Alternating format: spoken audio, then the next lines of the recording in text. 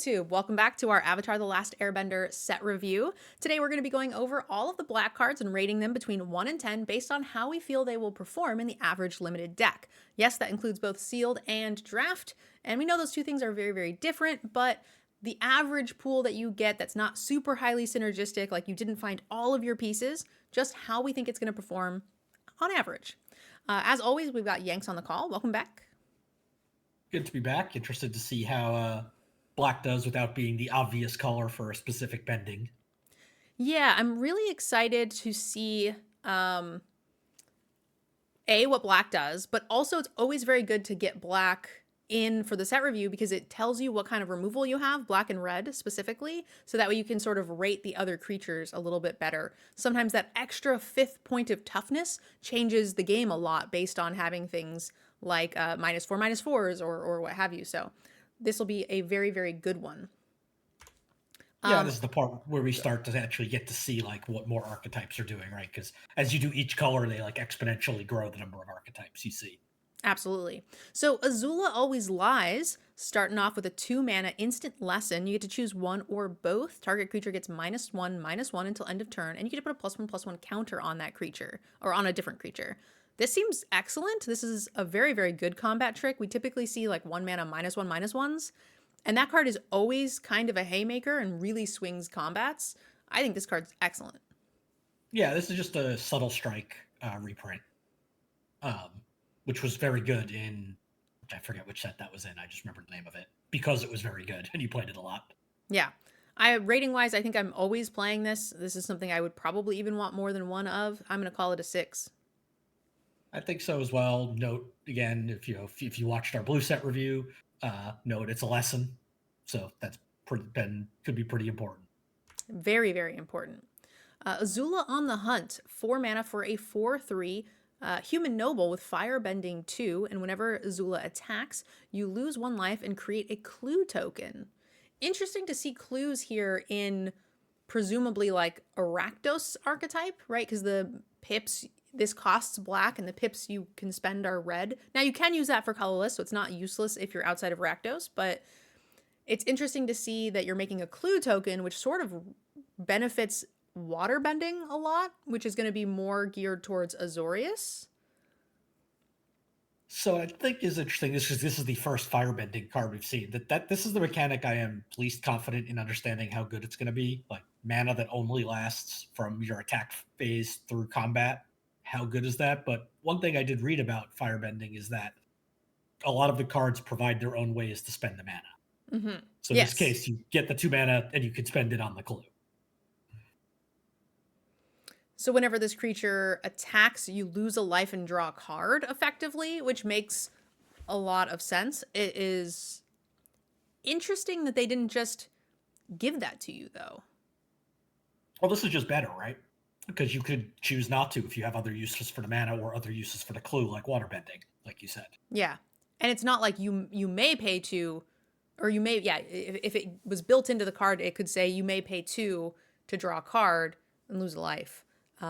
This way, if you do have another use for it, you don't lose out on that card draw if it were built in that way where you have the option to do it at the time. I think both would be feasible. Again, it's just really weird for me to have a clue outside of waterbending, but it makes sense for what the archetype is doing. And it also plays really nice if you happen to be in like a Dimir situation. Definitely, or just wouldn't shock me to see some waterbending cards in black as well. Like, right, I believe swamp bending is a type of waterbending, right? In the Swamp show, bending, yeah. so it wouldn't surprise me if there were some waterbending cards in here as well. My instinct is that swamp bending is a swamp bender is not going to be in black, but it very well might be. Yeah, rating wise, I think this card's good. I think so. I think you're about getting you're a little bit underrate, but get 1 attack in. I thought for the abilities that were stapled onto this, I thought this was a little bit above rate on 4 mana. I just meant for the power toughness, just the stats. Okay, yeah. Yeah. But I feel like that's just true with this set in general. I'm finding that a lot of things we've brought things down, like power toughness rate wise, and brought up some of the abilities and mechanics. Even though they're on average much more simple, they do seem to be stronger. Like airbending, firebending, like earthbending, all seem stronger than your average ability, stapled onto commons and uncommons. So I feel like that's why we've brought down some of the power and toughness levels. Yeah, I think that's fair. Rating wise, I don't think I'm cutting this. This feels like a card I No, would be happy to run. So I'm going to call that like a 6. yeah, even if I have no other uses for the firebending mana, just being able to draw a card every time this attacks is great. Yeah. And some amount of the time, even if you're in Dimir, you're going to have like a black removal spell and you could just use it for colorless mana. Great. Yep. Beetle-headed merchants, 5 mana for a 5/4 human citizen. Whenever this creature attacks, you may sacrifice another creature or artifact. If you do, draw a card and put a +1/+1 counter on this creature.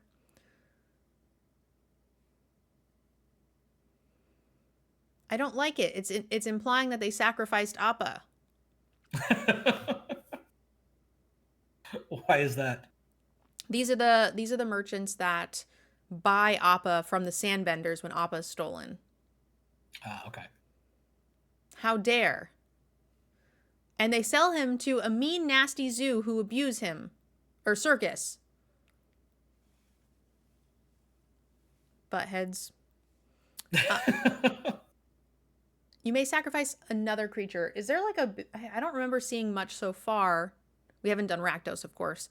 But I haven't seen anything to imply that there is a sacrifice deck. Although it does say artifact, and we already saw a black card that makes clues.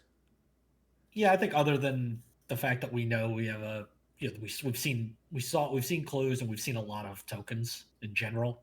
And anytime you have a lot of tokens, there's usually going to be some sort of sacrifice, even if it's only like a sub theme. Yeah, like if you're Orzhov and you have ally tokens, and you're pairing that with sack a 1/1 ally token that you basically made for free, draw a card, put a counter on this, that feels reasonably strong. Exactly. We saw, I guess, only one thing that made food, right, Momo? And this, yeah, it's also important to know that this is a 5 mana, effectively attacks as a 6/5, so it gets into combat a little bit easier than your average 4 mana 5/4 or 5 mana 5/4 math. Sure. It's not even math. Words, number dyslexia. Yeah, I think this card is solid, but it's going to be a little bit of a build around, and the average deck isn't going to be able to utilize it quite as well because you need things like the previous Azula for firebending clues, or you need tokens if you're not at Orzhov. So I think that just makes this a 5, a very cuttable card, and it has a little bit of a higher ceiling if you have some synergies. Yeah, I think I'm slightly higher, maybe like 5.5, but I agree. You could end up cutting this. The Boiling Rock Rioter, 3 mana for a 3/3 with Firebending 1. Tap an untapped ally you control. Exile target card from a graveyard. That could be very useful. Whenever this creature attacks, you may cast an ally spell from among cards you own in exile with this creature. Interesting. So you tap an untapped ally, exile your own ally from your graveyard, and then when this attacks, you can then recast that. That seems sick. Yeah, I think your base case on this is play it, as a 3/3, end turn, tap it, because you can use that ability with the turn it's summoning sick, because it's a cost. Exile an ally from your graveyard, and the next turn attack and get to play it. Yeah, the issue is that if you're curving out with it, which 3/3s for 3 you typically want to, you probably don't have an ally in the graveyard yet. And by the time you do, he's not going to attack very easily without being killed in combat. So it's going to be a tough thing to get a lot of reoccurring value out of, but it is a thing that you will get value out of. Like, he can attack once for sure. It's just whether or not that's a good trade or not. True, but you also might get some incidental value in messing with your opponent's graveyard on the turns you don't attack. Absolutely. I think this is still a stellar card that never gets cut. It meets all of the stat requirements. It has a lot of abilities. I just mean, for a rare... Yeah, sure. It's not really doing the thing super easily. It's also, I guess, notable that, unlike the last few colors where everything was an ally, it's there are only a few black allies, so it's interesting to note when that's the case here. Yeah. Someone in chat also points out that you are breaking the like casting time as well, right? You can cast an ally when this attacks. Yes. So that's interesting that it's breaking the what is it The called? timing rules. Timing Yeah, rules. timing restrictions. Restrictions, yeah. And also, as Chet pointed out, the rare time firebending actually will for permanence unless they have flash. This is one of the few times you can use it for that. Yes.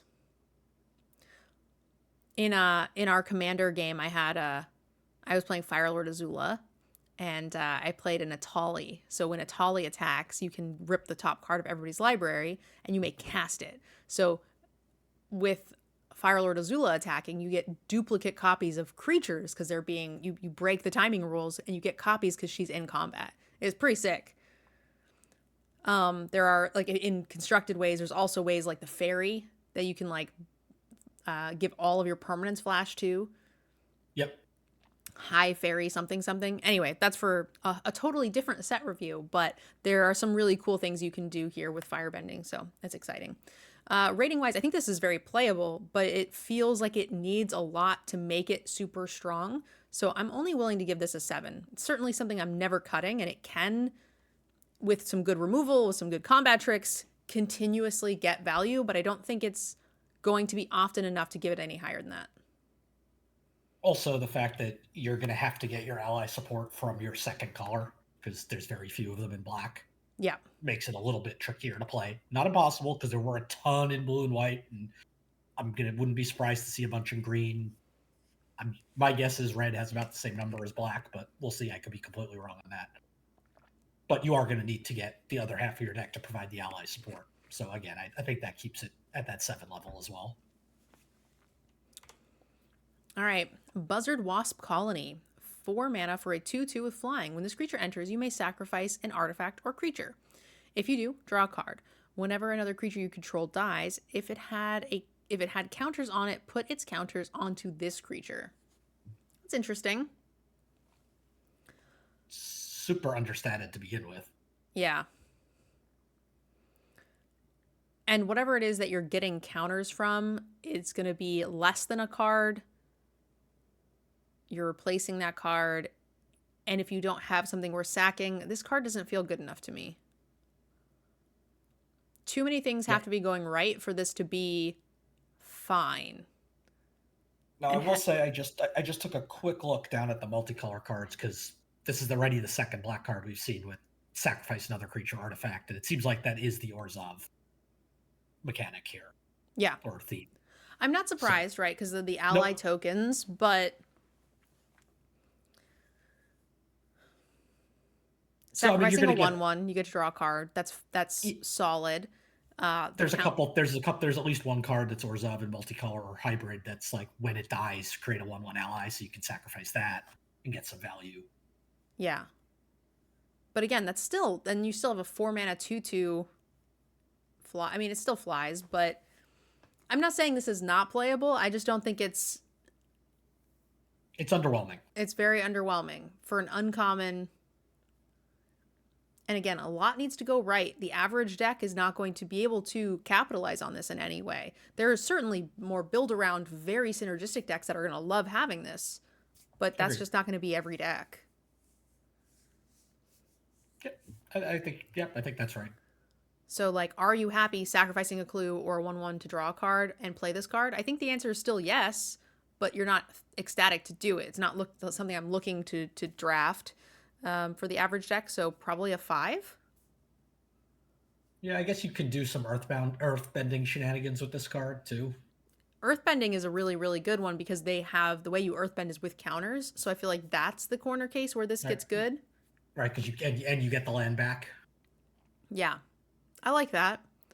Earthbending makes a lot of sense. Yeah, I was trying to think of what counters, and I remember like the 2-drop that put a counter on something else. You could put that onto like your 1/1 token, and you could sack your 2/2 to put a counter on this and draw a card. Yeah, it's a lot of steps. It's a lot of steps, and it's not that good, you know. But I think you're right. I think Earthbending is actually actively good. So that seems good, especially if you have earthbending triggers that are reoccurring at, on the end step, do earthbend 1 or whatever. So I'm fine with that. Rating wise, I'm going to say 5. I think so too. It's got a home somewhere, but it's not in every. Callous Inspector, 1 mana for a 1/1 with Menace. When this creature dies, it deals 1 damage to you and you create a clue. I think that's fine. It's good for sacrificing. Most of the sacrifice stuff we've seen so far wants either a creature or a artifact, so you get 2 options for this. Anytime you get 2 things made across 1 body, it tends to be good. So this feels like a 5. I think so too. And this is the sort of card you compare with the one we just saw. Mm-hmm. And so this is the type of card where you can play it in any deck. It'll be good enough, but you can also cut it. Exactly. Next up, we have a Canyon Crawler. 6 mana for a 6/6 with Death Touch. When this creature enters, create a food token. I like that. And it has Swamp Cycling. So you're getting a big body, you're getting the clue for sacrificing or water bending, and you have the cycling ability. We love those. We kind of just called all of those, what was it, 6s? 6s, yeah. And it's a 6 mana 6/6, so it can be a 6. With Death Touch, I mean, that's neither here nor there, but it makes life easy for double blocks, triple blocks. I will say just, and I know I'm not the right person to say this because I'm very picky when it comes to food, but I'm not eating any food that this thing creates. It isn't creating the food, it's attracted by food. So if it is coming around, it's because there's food nearby. So the episode with the canyon crawlers is they're going through the canyon and they have to all get rid of their food. Otherwise, it will attract the canyon crawlers. And they don't. Some of them sneak food onto the trip. And then the canyon crawlers come and they all blame each other for it when everybody snuck in food. So the canyon crawler is coming to steal their picnic baskets? Correct. Yes, this is the Yogi Bear of insects. Hey, boo boo.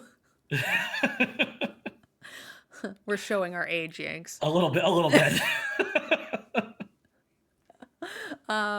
So yeah, the canyon crawler doesn't make the food. You're not eating this insect. You're eating the banana that's snuck in by that little villager that's about to get chomped. No, the banana would be just as bad. So. Okay, you're gonna get the steak that he left behind. Okay. I think this is a 6. Agreed. All right, we have a cat gator. So this is old Slim. This is Slim. He don't eat bugs. That's people food. I was like, I don't remember this. I was like, oh yeah, I do. Okay. 7 mana for a 3/2 with lifelink. When this creature enters, it deals damage equal to the number of swamps you control to any target. This is the 3rd time we've seen one for each color, a card that really wants you to be monocolored. Yeah, it does seem like there's one in each, so it's kind of cool. I'm excited about that. See, gives you a little bit more flexibility. And there's going to be times where you just like can draft 5 of these because nobody's going to want it, right? Nobody's trying to go that direction. Yeah, corrupt on a stick. Yeah, corrupt on a stick. I think this is actually really cool. I think so too, but you have to be heavy black. Yeah, I agree. Because any target though. And I get that you can still kind of get a 2-for-1 with this, even if you don't. But like a 7 mana 3/2 that bolts something. I mean, I don't know. We haven't come any further than F Flint on Kavu. I feel like I'm kind of into it. I want to be pretty consistently doing. By the time I'm casting this on 7, consistently doing 4 to 5 before I want to play this card. Real quick, for those of you guys who are just coming in from the Maulhound raid, big welcome. We are doing our Avatar: The Last Airbender limited set review. So if you guys like drafting or sealeds, you guys should stick around. We've already done white and blue. We're working on black. We're going to keep doing multiple colors tonight. And all of these will be posted on YouTube if you've missed any of them. So yeah, big welcome. Thank you guys so much for rating. I think that I like this card more than you. I still don't think it's good. Probably. I'm going to say it's like... I'm going to say it's a split rating. I'm going to say in any 2-color deck, it's like a 4. Playable, probably doesn't make the cut because it is pretty pricey. I'd rather have something a little bit more impactful, a little bit of a bigger body. But if you don't have any high-end cards, if you're light on removal, it's playable. And then I'm gonna say if you could build something really spicy with this, where it's like,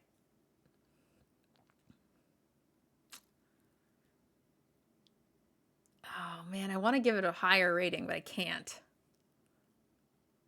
I mean, I don't think you're actually any higher than I am on this card. I think 6. it's. So I actually think like if you're mono black, like legitimately mono black, it's probably like a 7 or better. I think so too, but the average deck's not going to be mono black, so I'm not willing to go that far. Well, but we were giving it a split rating, so we're already kind of past that average deck. Yeah. I was still only thinking like, you have a couple Llanowar elves and you have some things to help utilize it, but you're still kind of but you're still a 2-color deck. Okay. Because I think if you're... I think you're right. If you're mono black, then I'm running 6 of these, no problem. If you're mono black, this card is great. If you're like 11, if you're like 11 swamp black, this card is still reasonable. And then beyond that, you're right. I think it's a 4. Yeah, I'm super running this at 9 mana, 9 black. But it is still only a 4 or 5. Yep. All right, moving up. We've got the Corrupt Court Official. Aw, it's the Avatar is boiled in oil episode. 2 mana for a 1/1. When this creature enters, a target opponent discards a card. So this is our rat effect. He is rat. He is kind of a rat. I like that the animations in the back are the same as the ones in the actual episode, so those are excellent. Very excited for that. Bring out the Wheel of Punishment. Great. The rats are always great. I'm always running them. I rarely cut them. I actively look for them. I'm going to say it's a 6. Yep, and this is just some more stuff for your sacrifice deck. Yep, Orzhov is going to love this. There's quite a few blink effects. There's like a blink uncommon that's every turn if you set it up right. That'll be great. Yeah, airbending. Airbending is also excellent, and there are benefits for airbending your own stuff as well. All right, next up we have the Daily Interrogation. 2 mana for a sorcery speed lesson. Target opponent reveals their hand. You choose a non-land permanent card from it. That player discards that card. And or you can earthbend 2. This for only 2 mana, this seems fine. None of these are super impactful, but you get some good flexibility.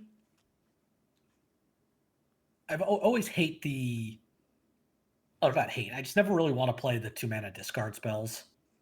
Sometimes they have some other benefits like the exile, and then they're a little better. But here, the fact that it's at least a 2/2 at all times. It's a 2 mana 2/2, so you get that flexibility of it's a bear plus, because when it dies, you get your land back, which still feels really nice. You get your land back, and it's potentially, if it's like on turn 2, a lot of times you might want to actually do the discard. But if it's not, it's probably a 2/2 with haste. Yeah. Too. And it is a non-land permanent, so you can hit creatures, enchantments. Unfortunately, you can't hit instants and sorceries, which tend to be the thing I lean towards here, but non-land permanents are also the things you're most likely to hit. Exactly. The ones that get real brutal is when they say non-creature permanent or non-creature spell or something, then you get kind of wrecked. Those are not worth it. This feels fine. So rating-wise, because it's a 2/2 for 2, with earthbending seems good. There's benefits for earthbending like the wasp. Yep. The vulture wasp. What was his name? Yep. Buzzard. Buzzard wasp. So that is going to like cards like this a ton. Gives you bonus sacrifice fodder. So I'm a fan of this card. It's low impact, but very well situated to fill your curve. So I mean, 5.5. Sounds right. I think it's going to make the cut. Low impact, but going to make the cut.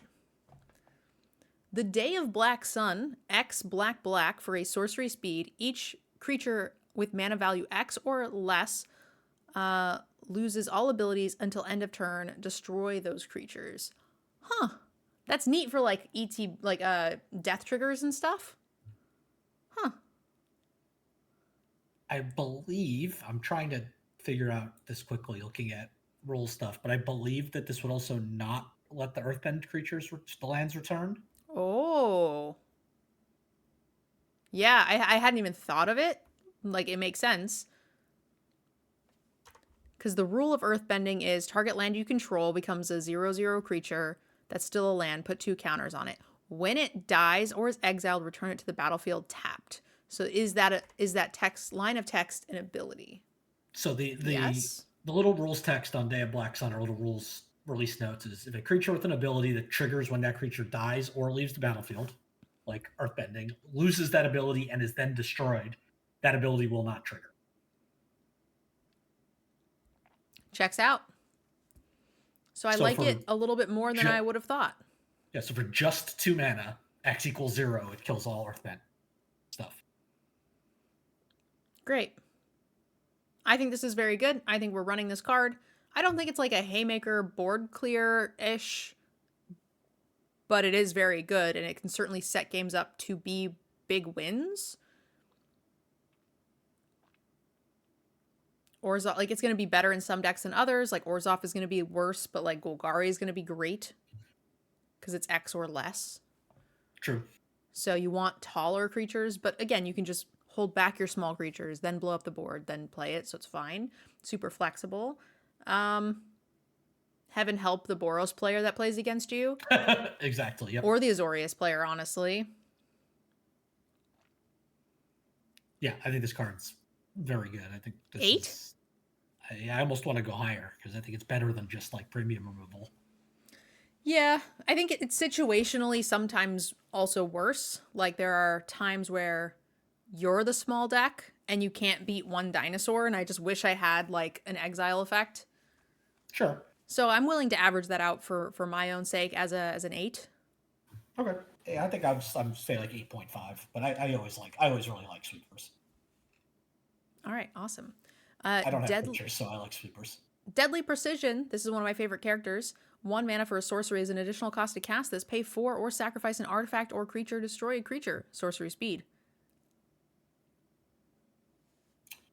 I feel like we've seen this card before, or at least something very similar. Yeah, sometimes it doesn't sack an artifact, so this is nice. It plays well with a lot of this artifact flexibility, which we seem to be getting. It makes that 1/1 that makes a clue when it dies more valuable. Makes the, every time you attack, making a clue for cards like this is going to be really, really strong. So I'm here for this. And I don't mind paying 5 mana for a destroy creature at sorcery speed sometimes either. That's just fine. But you don't have to when you need to. So it seems pretty premium, 7.5. I feel like removal's gotten a bit worse than limited.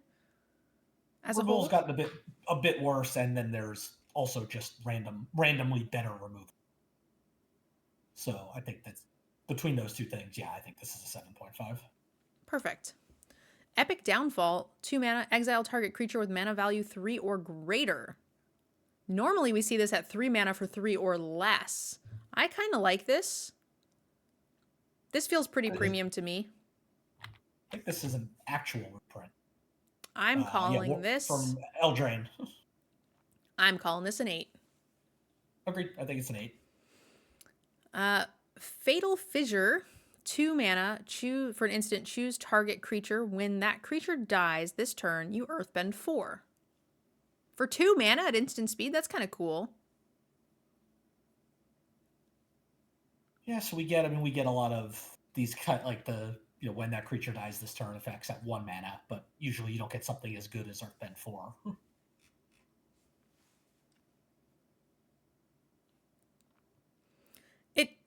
It is kind of situational. Like, sometimes a creature isn't dying. Like, if you top deck this, it feels pretty bad. If they have a creature and you don't, and you can't kill their creature, then this is doing nothing. You notably can target their creature when it dies in combat or something, but... True. Yeah. You can target something you're going to sacrifice. Yeah. So then you get a cheap creature. Yeah, the card's fine. But it doesn't feel like anything special, so... Playable? No, 5? Yeah, these sort of cards that are the 1 or 2 mana effects that you play on your own creatures to like sort of win combat are always playable, but never super exciting. They just somehow end up breaking constructed every now and then. I think you're right. The like +2/+0 and comes back when it dies, like those kinds of things are very 23rd playable, get cut often. I feel like they used to see a lot more play when they used to print a lot more chaff, but they just don't do that anymore. Cards are just Exactly. better than that now, and this feels a little bit better than that because I feel like your average creature is going to be smaller than a 4/4, and for 2 mana at instant speed, you're getting a great rate here. So it's very playable, but again, I think it's just going to get cut. And I guess if you're doing it on something like that's out of combat, like you're doing it on something that you're sacrificing, you can make that a 4/4 haste. Mm-hmm. Okay, so we like it at a 5? Yep. The Fire Nation Drill. 4 mana for a 6/3 with trample. When the Fire Nation Drill enters, you may tap it. When you do, destroy target creature with power 4 or less. And you can pay 1 permanent to your opponent's control, lose hexproof and indestructible till end of turn, and crew 2. Huh. We're never not tapping this, right? As long as there is something that's not yours. This card seems excellent. Yeah, it's a 4-mana kill spell that becomes a threat. Yeah. And things losing hexproof and indestructible, we did see 2 combat tricks so far that give that. 1 in blue, 1 in white. Yeah, that's right. So, like, yes, please sign me up. I call that an 8. I think so. I guess I'm trying to think of why it cares that you tap it. I guess so you can't block or use it to waterbend that turn. Yep. Sure. I like it. Fire Nation Engineer, 3 mana for a 2/3 with Raid. At the beginning of your end step, if you have attacked this turn, put a +1/+1 counter on another target creature or vehicle you control. Okay. It doesn't even need to have attacked itself. Sure, just something has to. And it's a find rate as is. I'm never cutting this card. This card seems excellent. As long as you're somewhat aggressive. Like, if you're like blue-black control, you're probably not. I mean, blue-black control loves their little cheap shitter flyers. Like, you know what I mean? The like little fairies that just do a nasty thing or whatever. Yeah.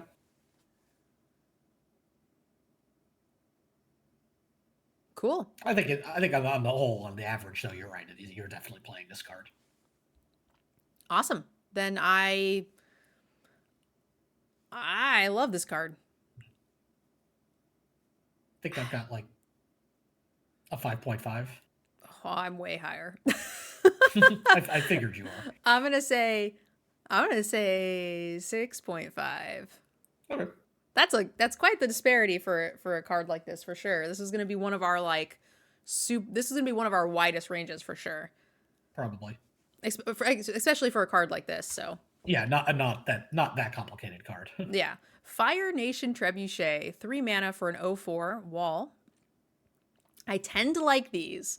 We'll see. Defender with Reach. Whenever you attack, create a 2/1 colorless construct artifact creature token with flying named Ballistic Boulder that's tapped and attacking. Sacrifice it at the beginning of the next end step. So we had this in Lord of the Rings with goblins.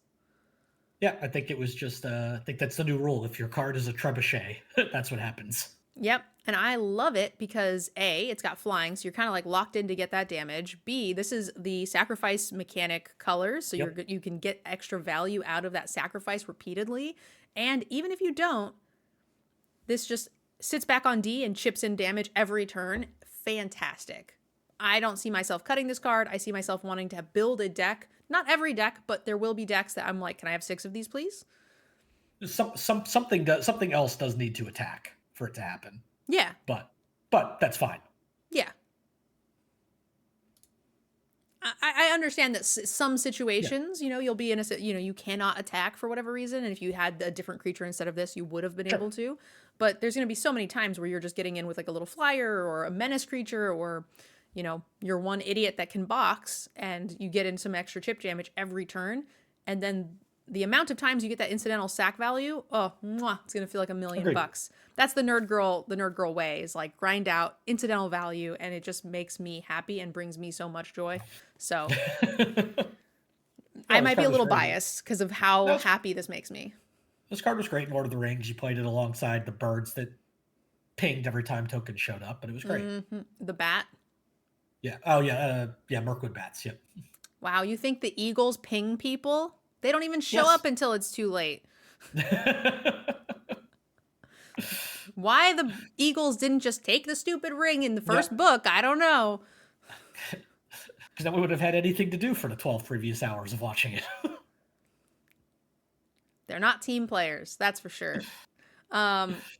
Rating wise, I think this is solid. I'm not cutting it. I'm going to call it a 6.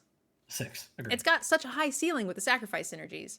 Oh, you were right. We got the Foggy Swamp Hunters. 5 mana for a 3/4 ally specifically, as long as you've drawn 2 or more cards this turn. This creature gains lifelink and menace. So this is like the Dimir signpost, waterbending specifically. And Dimir had, blue had a lot of the draw second card spells and payoffs. Sure. So this fits very well into that. Outside of that, these 3/4s tend to not be very good in the average deck. They're very specific. They tend to have like prowess. They only want to be an is it. They tend to do like landfall stuff. So they don't tend to be super happy in the wide range of decks and only find one home. And even then, they're not that great. So I think this is a very cuttable card. I'm going to say it's a 4.5. I think you're playing this card for 2 reasons. One, you're in that Dimir draw 2 cards archetype, or you're playing like Orzhov and you want to get your ally count up. And this is one of the few black allies. Otherwise, yeah, I think you're probably very able to cut this. So 4.5. The Foggy Swamp Visions, 3 mana for a sorcery as an additional cost to cast the spell Waterband X. Exile X target creature cards from graveyards. For each creature exiled this way, create a token that's a copy of it. At the beginning of your next end step, sacrifice those creatures. So they never get to attack? Unless they have haste or something? Yes. So you're getting ETBs, sacrifice fodder. But yeah, that's about it.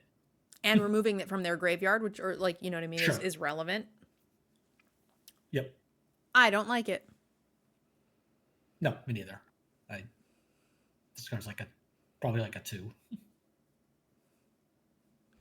I'm a little higher on it than that, but it's certainly deck dependent. Yeah.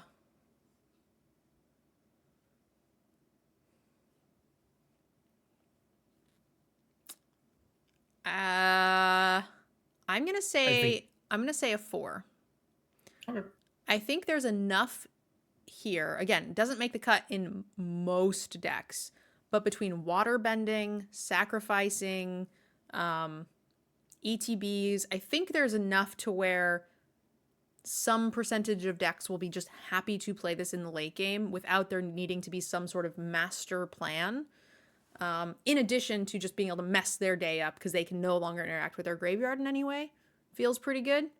And if you're like your waterbending X here, so you kind of have some waterbending in mind, I think that's probably fine.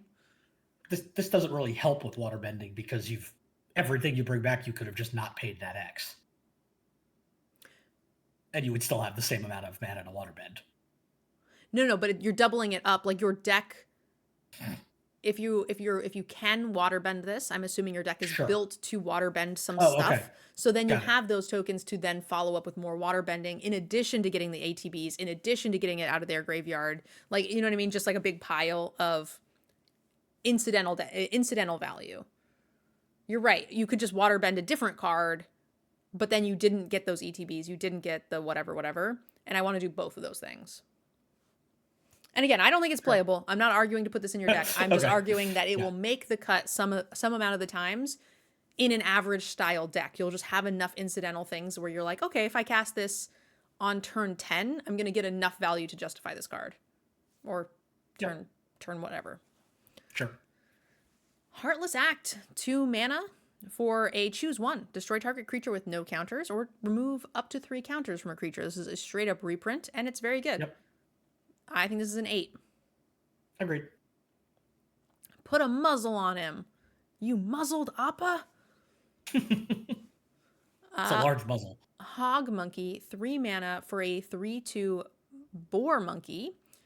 At the beginning of combat on your turn, target creature you control with a +1/+1 counter on it gains menace until end of turn, and you can pay 5 and exhaust it. Put 2 counters on this creature. Okay. Who let the Simic loose on whatever world Avatar is set in? Because like every creature is some weird combination of things. That's the Avatar world. Every creature except for one is a combo. Actually, I think two, because I think there is butterflies Okay. and there's one random bear. And it's actually kind of an interesting, funny bit because they say, "Oh, the king has a bear," and they're like, "Yeah, you mean like a polar bear, like a polar leopard bear?" And there's whatever, and they're like, "No, no," and they're like, "Oh, you mean a platypus bear?" And they're like, "No, it's a bear." And they keep going through the different iterations of bear, and it's very comical because that just doesn't exist. And so it's sort of the king has it as like a weird pet because there is no individual animals. Yeah. So yeah, that's cool. Every animal is a double. Um, Appa is a bison manatee.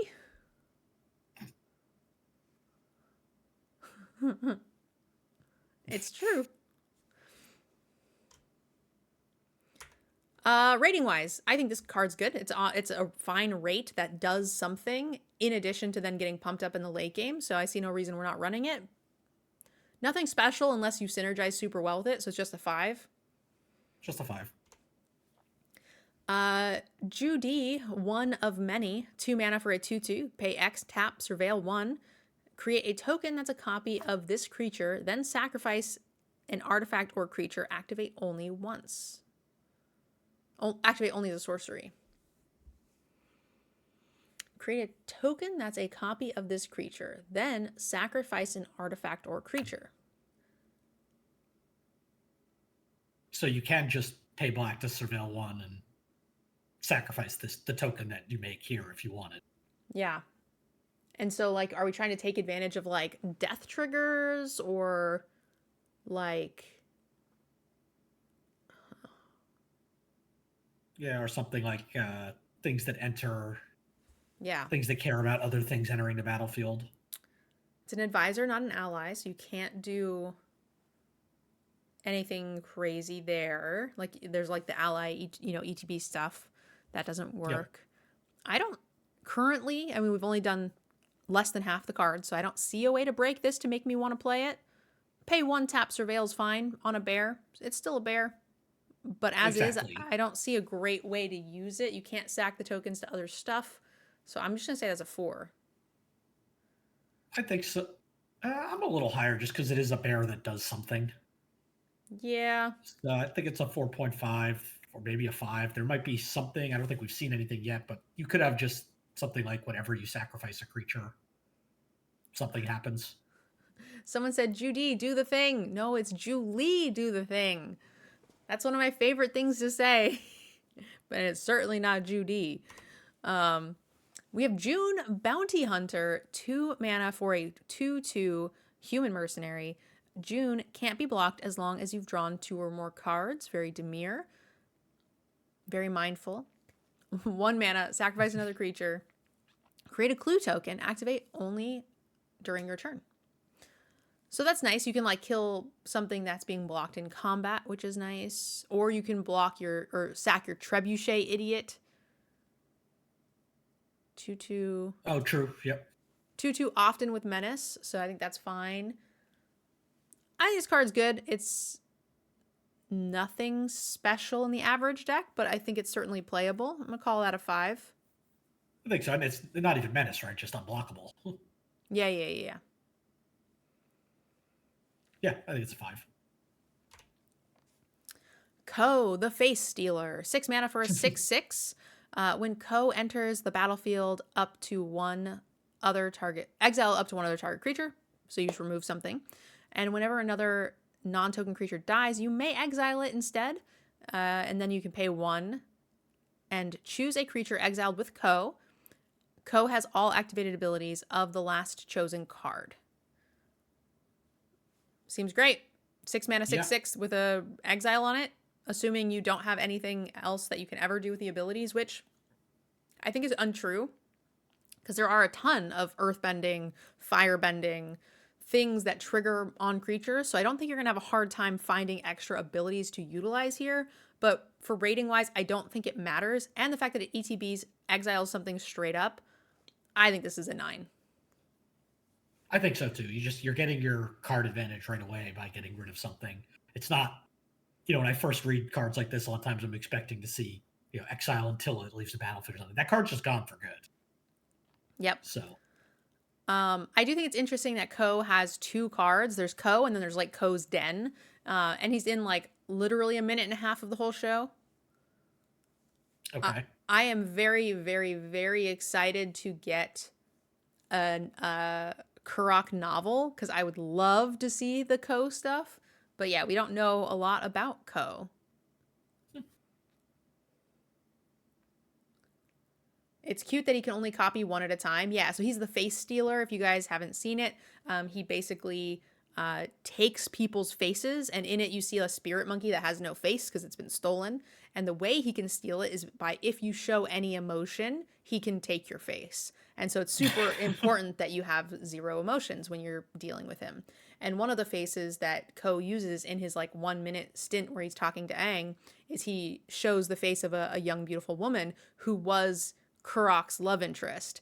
And Ko talks about how Kurok was like hunting him because he stole a face, the face of his loved one. And so we don't know how. I mean, obviously Ko's still alive when Aang's around, so, and Kurok is not. But isn't it one of the founding spirits? I'm not sure about that.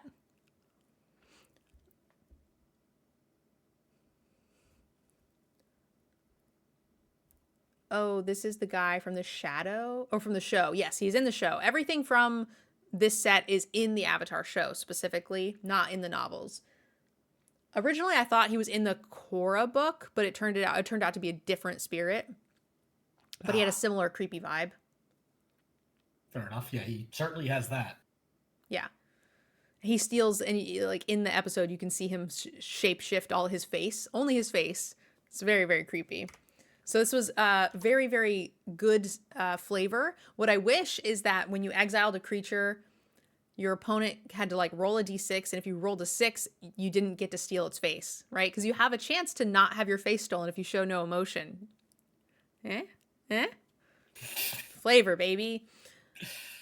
Lo and Lee, twin tutors, 5 mana for a 2/2 advisor.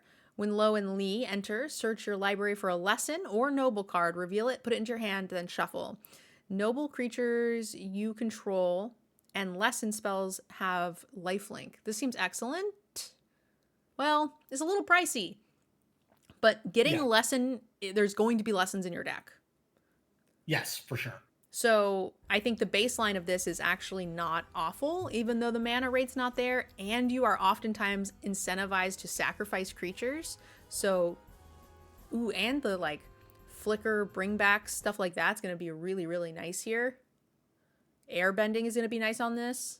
I think this card's solid. It looks like there are somewhere around 20 nobles in the set. Great. So I'm going to go on a limb and say that this is going to be way more playable than it looks, just because I think that lesson is going to be very, very valuable. 6. Agreed. 6. May, Scornful Striker, 2 mana for a 2/2 with first strike. She's an ally noble. She's an ally, yay! This is when, this is the scene where they are at the Boiling Rock, and she changes sides. She protects Zuko and is no longer team bad guy.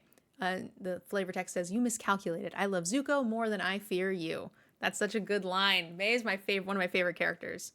2/2 with first strike. Whenever a player casts a non-creature spell, they lose 2 life. Huh. Normally that's on a red card. Right? Like the lizards. Yeah, I mean, a lot of times with red, it would be deal 2, right? Yeah. But yeah, just yes. But yes. The non-creature spell thing, yeah. You see them on Orzhov commanders and stuff too sometimes. True. Like loss of life. I think I forget his name. I think red you see a lot more like when you do it, you deal damage. Well, I'm thinking most of the time the red ones are both sided. So the 1/4 lizard, there's also, I guess I'm thinking like Gutter Snipe, where it's just Yeah, that's go like a to. spell slinger one, Yeah. but This there is are, like a Comball, right? Like the black and white yeah, Orzhov. Kambal was the one I was thinking of. That's this ability, but there are other ones like in red where it's like both sides. I can't. There was like a Goif recently that did it too. Uh, I Anytime you mean, you cast a had spell that's not on, and when either player casts a spell that's not on their turn, it like lava axed them. oh, I don't. I'm guessing that's a commander card because I don't know. No, it's I don't know that unlimited. card. It was Oh, definitely I don't remember unlimited. that card. I don't remember that card at all. Well, if it was in, to be fair, if it was in Spider-Man, I don't know a single card in that set. It's So, older than that. It's older than that. oh yeah, the only one I can think of Eidolon is was the other one I was thinking of Eidolon. Yeah, was for constructed because I played that a lot in modern. yep, that's a burn staple. It was a dinosaur. It was like in Ixalan or something.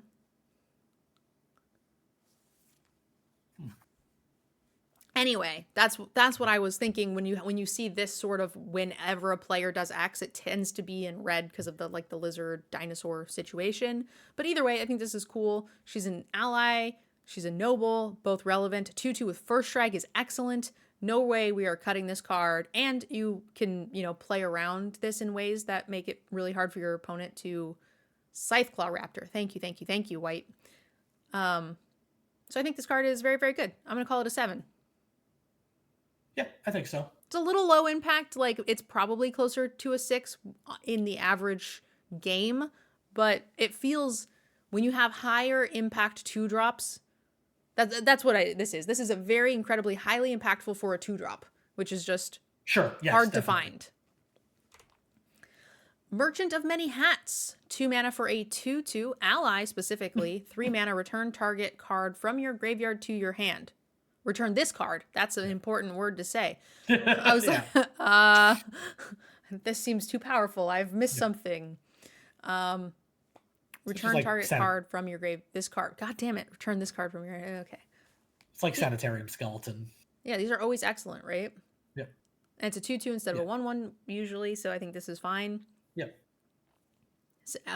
Azorius likes this, and I like it for block fodder, chump fodder. Orzhov. There's so many times you have something like this where they have a 5/5 on the ground, you have a 1/1 in the air, and you're just like, ha ha, I win this race, and you just keep bringing Yeah. it back. Yeah, it's great for anything that it's great to sacrifice. Yeah. No reason we don't play this card. Like, very Yep. consistently. 5.5? I think so. The There's reason enough it's not as, synergy like, there. it's played as often as a 6, it's just not as powerful as a 6. Yeah. It's Yeah, enabling the more powerful cards, and you need to have those. Exactly. Northern Air Temple. This is the Black Shrine. When it enters, each opponent loses X life and you gain X life, where X is the number of shrines. Whenever another shrine enters, each opponent loses 1 life, you gain 1 life. It's interesting because I felt like the white shrine was so strong, and the blue and the black shrines have been very underwhelming. So And also the black one is the first one where the second half isn't symmetrical with the first. Where it's it's not X again.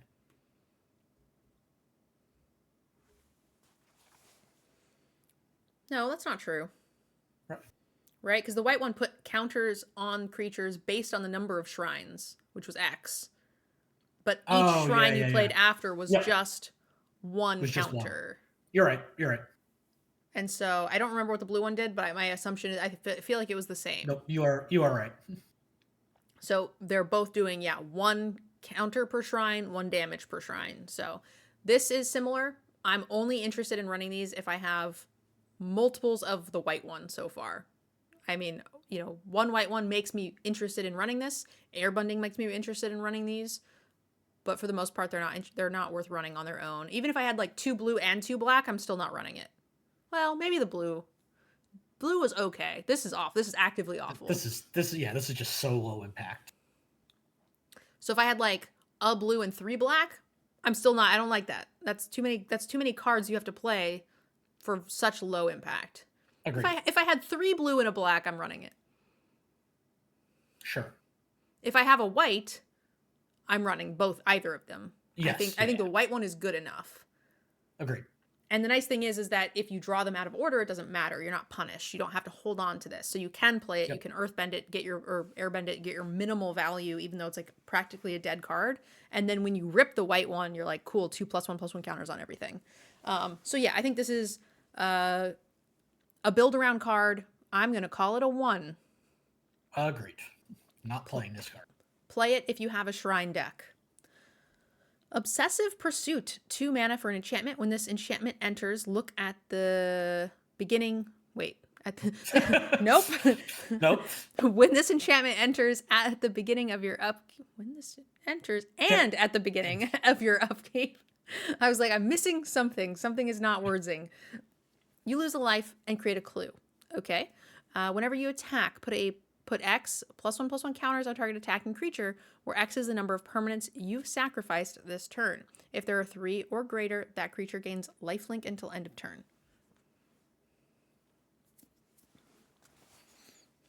So I like that it gains its life back. This feels like, do you remember the invasion of whatever from War of the Spark? Dreadhorde Invasion. Yeah. Yeah, Where the bad bitter blossom. You kept getting +1/+1 counters on your horde or whatever, and then when it became a 6/6, you gained all your life back.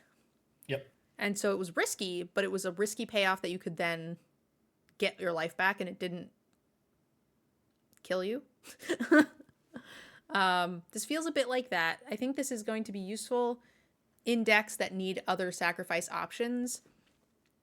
If you have nothing else that care about sacrificing clues or having waterbending clues, I don't think I'm interested in this for what it's doing on its own.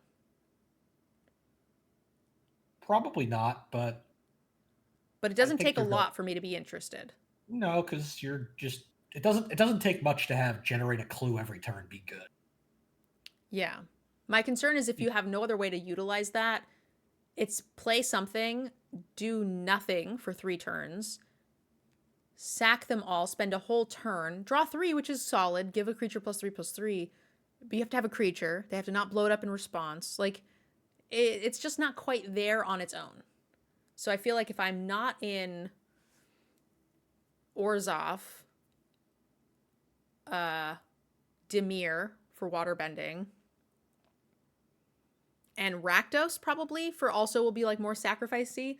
So I guess just Golgari is probably not super exciting. Yeah, I'm mostly, I mean, this tells you a lot about the way we each like to play. I'm mostly ignoring the second half of this card. It's great if you get to work, but I just care the fact that I'm getting to draw an extra card every turn. That's so much time and mana, though. I mean, it's not great. It's not perfect, but it's you often have a spare 2 mana randomly at the end of turns. Yeah. You know, and then like you said, there are other uses of it too. Like even before you get to the attacking part, whether it be waterbending, whether it be the draw 2 cards in a turn. Yeah. And so I'm trying to grade this on, if you have none of those things, are you interested? I don't think it will be difficult to have some amount of it. So I think the average deck is still probably going to be pretty happy. Just black having the sacrifice stuff alone, I think, is going to make it so that way any deck will have a few fringe pieces of synergy here to make it worth it. But yeah, if I have 0, I think I'm not playing it. See, I think I still play it. Yeah, it's too many turns and too much mana for before I'm happy. It's like 8 mana and over 3 turns. That's a lot. Yeah, I don't think it's incredible. Like, you know, everybody always tries to think of these cards as Bitter Blossom. It's not Bitter Blossom, but yeah, it's for sure. But I don't know. I'm a sucker for card draw. Yeah, I just think there's gonna be better. Yeah, and like a lot of things, it depends on the speed of the format. Like, I'm just happier with the 4/3 that makes a clue when it attacks. At uncommon. Yeah, then I have to put a creature in my deck. Yeah. I my assumption, again, if I have nothing that capitalizes on it, I am hoping I have at least better card draw. So I'm going to say it's a split rating. It's like a 4. And then if your deck is happy to either waterbend or to sacrifice things, which I think will be pretty regular. Or to draw a second card. Or, yeah. But it's also Dimir. So that kind of overlaps true. twice with the same color pairing. True. So Orzhov and Dimir are the 2 times I'm happy to run this, and I'm going to call it like a 6. It becomes quite playable. Yeah, I think I'm like bumping it up a point on both ends. Like, so I think it's a 5 and a 7. Yeah. Okay, pretty reasonable. Ozai's Cruelty. 3 mana for a lesson, sorcery speed. Deal 2 damage to target player. That player discards 2 cards. Interesting. Hey, it's the set's mind rot. Yeah. I think it's pretty bad compared to most of them. We talked about it, I believe, in the blue set review. We talked about the Agni Kai. Yes. So this is the Agni Kai Zuko has with his father, where Zuko refuses to fight, and so his father gives him a fireball in the eye. That doesn't seem reasonable at all. Yeah, I mean, Fire Lords be Fire Lording, so you will learn respect, and suffering will be your teacher. That is a line from the show. It's very traumatic. And that had no negative consequences that came back to haunt him whatsoever. Yeah. Yeah, I think this card is fine. I find that these cards have gotten better and better, especially with cards that let you dig them out of your deck. And there are cards that care about instants and sorceries in your yard, and there are specifically cards that care about lessons in your yard, which I think bumps this up to a more playable level. 2 damage is also, they've been getting better, and I feel like 2 damage is the weaker of the add-ons we've seen to this card that has made it playable. Definitely. But I'm still happy to play it. I think this is a 5. Cuttable. I think it's a 5. But it's going to make the cut. Yep. I think there's enough other instance and sorcery triggers and lesson triggers that you're probably going to find some reasons to be happy to have this in your deck. The Phoenix Fleet Airship, 4 mana for a 4/4 flying vehicle. At the beginning of your end step, if you sacrificed a permanent this turn, create a token that's a copy of this vehicle. As long as you control 8 or more permanents named Phoenix Fleet, this vehicle is an artifact creature. All right. If you have 7 Phoenix Fleets that crew for 1 and you cannot end the game, you should nope, quit. I really needed that 8th one. You should quit playing Magic.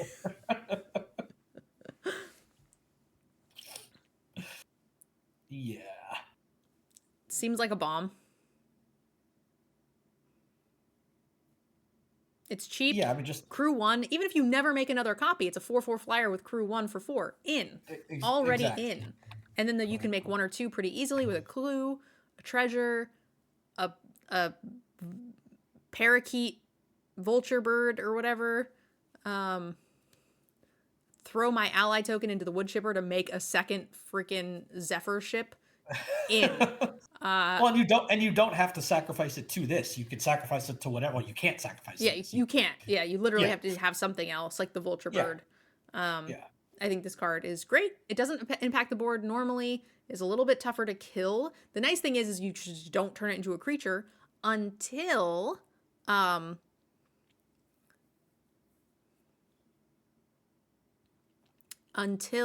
you can copy it. So only artifact removal can kill it. You just don't crew it. And then that way you're not susceptible to plain removal. The other interesting thing is it's like Pack Rat. It makes a copy of this vehicle. So you sack 1, you have 2. You sack another, you have 4. So you only have to do this 3 times, and you just... Yep. Right? Yep, that's exactly right. I feel like a lot of people are going to miss that, because I know the first time I read Pack Rat, I missed it. Well, Pack Rat, you're only making 1 copy. But it's a copy. It's a copy of it, but you're not doubling every turn. Yeah, but I didn't realize it had the Pack Rat text, is what I'm saying. Pack Rat text, yeah. I opened Pack Rat in pre-release and didn't run it. Oh, it's only the best card in limited history. Yeah. Well, that or Jitte, but yes. I did not run it.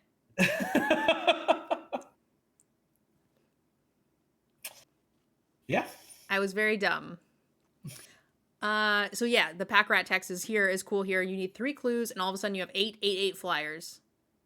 3 clues over 3 turns, which seems pretty insane. So because it protects itself not being a creature anyway, it's much easier to get a second one. So I'm going to kind of give it credit for being impactful the turn it comes onto the battlefield, especially because you could just play it, crack a clue on for 6, and then you've automatically sort of 2 for 1 and be pretty happy. I'm going to call this a 9. Yeah, I think this card's really good. Even you're still going to put this in your deck if you don't have sacrifice stuff, because it's just a pain in the butt to deal with. Crew 1 is easy. Yep. And you get a 4/4 flyer. So yeah, I think it's a 9. Are you sure there's no Evolving Wilds? I'll double check, but I didn't see anything that resembled a fetch land in. You agree with a 9? I do. Pirate Peddlers, 3 mana for a 2/2 with Death Touch. Whenever you sacrifice another permanent, put a +1/+1 counter on this creature. It's 2/2 for Death Touch with 3. That's fine. 1 or 2 sacrifices, you're pretty happy. This feels a little close to split rating E, but honestly, 3 mana 2/2s with Death Touch is also just fine. We see that in green sometimes. So I'm going to call it a 5 with the ability to play up in a sack deck. I think it's a 5, and we're starting to see a couple times now. I mean, I know the last card was a mythic, but things where like was it Judy could be good, where you're just paying black to surveil and sack a creature. Sack itself, the copy token, because it triggers all this stuff. Yep. True. Judy gets much better with that ship, huh? There are just even with this, where this is just a common, right? It's 1 mana surveil, put a counter on this. I wasn't seeing a lot of reasons why just sacking something, like paying mana, tapping a creature, scry 1 didn't seem good enough, because I didn't see a good use for the sack. But you're right, it's built in to where it's just the act of sacking a creature is going to be beneficial. That card is definitely higher than I gave it credit for. Yeah. I think I said 4.5. I'm going to bump it. It's a 5. Retroactively. Okay. Go back. Rewind the tape. I think this card is a 5, and it'll play up. I think so, too. All right. The Raven Eagle. 3 mana for a 2/3 flyer. When this creature enters or attacks, exile up to 1 target creature from a graveyard. If a creature card was exiled this way, make a clue. Whenever you draw your second card each turn, each opponent loses a life and you gain a life. Don't care. Yep. And 2 HG, lose 2. 7.5. Sure. I like this card a lot. It does enough. Well, just coming in and, making a clue, you've already kind of replaced your card, for a couple mana. It's great statted with a bonus clue in. Yep. And then the extra thing, each time you sack or each time you draw a card is going to be super good. Agreed. Yeah, I like it. The Rise of Sozin. 6 mana for Enchant Saga. Destroy all creatures. 6 mana board clear.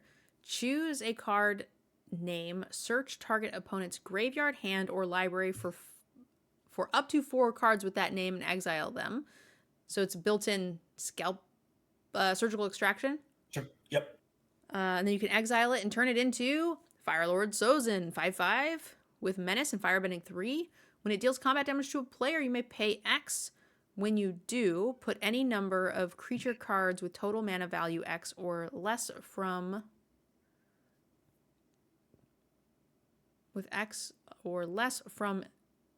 that player's graveyard onto the battlefield under your control. It is important to note that you are still attacking after damage is dealt. Arena does not do a good job of showing you that phase, but you can hit and still use your firebending mana. Right? Correct. Correct. You still have not exited combat. Yes. There is like an end of combat phase. And or step. Arena does not let you do that very well. No. I'm hoping because of firebending, they will fix that. There is a way that you can utilize it in paper. It happens a lot with like burn spells and stuff. You want to make sure that the damage is resolved from the creatures before then killing the blocker or killing the attacker or whatever. And there are often times where it is beneficial to do that post damage, and you can still do it. But every time you try to do it on Arena, it doesn't work. So Yeah, it's basically it's the time of the turn where like when you have creature tokens that like enter tapped and attacking and then get sacrificed at the end of combat. It's that time. yes. So anyway, you can whack them and then pump all the mana from the firebending into this, but while he's still attacking. So that's nice. Um, because it is a board clear when you start. Chapter 2, it's nice. I'm glad I get to see their hand. That is not nothing, but it's not huge. And then it does this.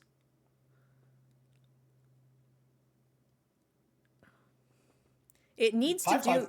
it needs to do this thing, but and then it's like insane. And it's easy for them to stop it by just killing this. Yeah, But I don't know that I care to not count that as a strong power because it already did its thing. It already board cleared, yeah. It already board cleared and lets you see their hand. which makes me think that this is just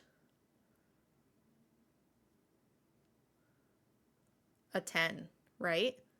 Because this is how we would treat a dragon. Like a big dragon that ends the game but doesn't affect the board it comes down is like an 8 or a 9. But if Yep. that dragon blows something up, if that dragon shoots them in the face or draws you 5 cards, that's what makes it a 10. So this Yeah. dragon will come down. It is a game-winning dragon, and it has board cleared when it came down. So you got that initial value. So this feels like a 10. Yeah, you have to either get a lot of times something on its way in or on its way out to get up to that level. In this case, you get it on its way. Yeah. It has to also deal combat damage. So, I mean, honestly, this feels like one of the weaker 10s of our, like, there's usually between like 2 to 4 10s per set. Yep, And I think this is just on the cusp. I think so. I could call this a 9.5 and be very happy. I could call this a 9 and still think that that would make some sense because you're not going to get to hit them all that often. But after a board clear, you might. Yeah, especially after a board clear with menace. Yeah. Yeah, So I think this is a 10. agreed. Ruinous Waterbending. 3 mana for a sorcery speed lesson. In it, as an additional cost to cast the spell, you may waterbend 4. All creatures get -2/-2 until end of turn. If the additional cost was paid, whenever a creature dies, you gain a life. That's nice. Yeah, we A see these like little bonus perk cheap. there. Yeah, we see these cheap uh like mini sweepers in black every once in a while. It's kind of nice that you could use your little creatures that are going to die to this to pay the waterbending. Mm-hmm. So that could help. What do you think of rating wise? I think it's like a 5.5. It doesn't always do what you want it to do, but it's probably worth what we've seen so far. And granted, we haven't seen green yet, but it's not the biggest set in terms of power toughness. Yeah. A lot of ally tokens. So I think this card is fine. Not over the moon for it, but I don't see me wanting to cut it super often. It's nice as like a post-combat situation. You trick them into doing something. It's an uncommon. They're not going to play around it super often. I'm going to call this a 6. Yeah, I think if we had just seen anything so far that cared about the life gain, Yeah. I'd be a little higher on it, but we haven't. I think this is a 6 that will sometimes get sideboarded, especially if you're in like Rakdos Sure. and you have like littler stuff. Yep. It's definitely, I think, a powerful card, but a card that is very good in some matches and pretty meh in others. So I would also be happy just relegating it to the sideboard, even though it has a pretty high ceiling and a pretty high floor as well. Yeah, I think I'll be happy having this in my sideboard because that means my deck's good enough to cut this. Yeah. Sold out 4 mana for exile target creature. If this creature was dealt damage, create a clue. That's a nice little bonus if you can make it happen. But I think more often than not, we're just killing the creature outright. So this is an Yeah, 8 premium. Yep. 4 mana instant exile, sure. Swamp Snare Trap. Oh, look at the Appa. He's so sad. 3 mana for an enchant aura. Gets -5, -3. and it costs 1 less to cast if you're targeting a creature with flying. That's nice. Well, Yeah. flavorful, right? If it was capturing Appa. Yeah. Yeah, this feels excellent. That's great stats. It's like you usually see like 2 mana for 2 neg 3 kind of situation, but it doesn't usually cost less. And this is nice if they have a 6/6 and you just like want it to be smaller. So I think this is quite good. I think it's very good. -5, -3 is a very random set of stats. Hmm. I was trying to see if there was like some relation to like Appa's stats, maybe, but it doesn't look like it. Yeah, the one Appa was a 4/4, and I think the other one was a 3/4. Yeah, I So thought maybe there was like a 5/5 version as well, where so it always made it at least 0 okay, power or something. But nope, just a let's. good card. What are we calling this? 7. It's like a 7, yeah. Sorcerer speed, but can do some other things other than just straight out kill something. Thundra Tank, 3 mana for a 4/4 with vehicle with firebending and crew 1. And when this vehicle enters, target creature you control gains indestructible till end of turn. Man, these crew costs are freaking cheap. Very cheap. This seems great. We're not cutting this. This is.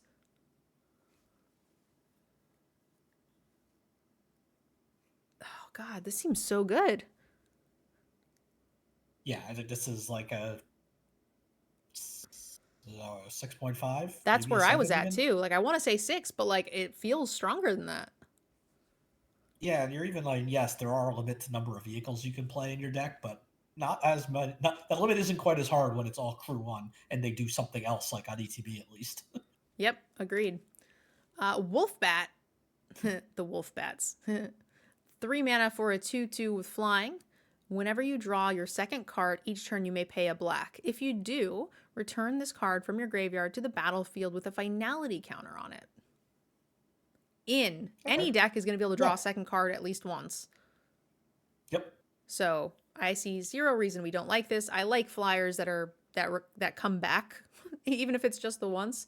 I'm Agreed. very happy to have it. So 6. 6. It's still low impact, but it's a good card. Zuko's Conviction, 1 mana, kicker 4. Return target creature card from your graveyard to your hand. If the spell was kicked, instead, put that card onto the battlefield tapped. At instant speed, 5 mana, return anything to the battlefield tapped. I'm running this. I'm also in for this card. I just Kicker feels so out of place in this set. Why isn't it just Waterbend 4? That would be stronger. It would be. It looks so weird where everything is always as an additional cost to cast a spell. You may Waterbend. We may Also, Waterbend. Zuko can't waterbend. Yeah, I was gonna get to that's probably a flavor thing in this case, but So, it just I don't know. It just looks out of place. But it's a very good card. yeah, I think it's fine. You're pickier than me. So, rating wise, these cards always overperform when you can instant speed bring something back. So I'm super here for this card. I'm gonna say 7. Yep, it's instant speed, so you can use firebending mana on it as well. So All right. 7. What do you think of the black cards, Yanks? That's the end of them. We saw a few more like very top end cards than we'd seen in the first couple colors, I think. Between Phoenix Fleet Airship and the Rise of Sozin and Black feels Co. better than blue to me. Yes. So overall, I think black's pretty solid. I'm excited to play it. I'm excited for the draw second card stuff being paired here in Dimir. Excited for the sacrifice stuff. I'm excited to get to red and see what that looks like a little bit more fleshed out. So overall, pretty happy. For those of you guys who are on YouTube, don't forget to subscribe to the channel. It always helps. And leave us a comment. Let us know what you thought of black. And let us know what you think of the Avatar set overall. We'd love to hear your thoughts. Thanks for watching, guys. We'll see you in the next one. Bye.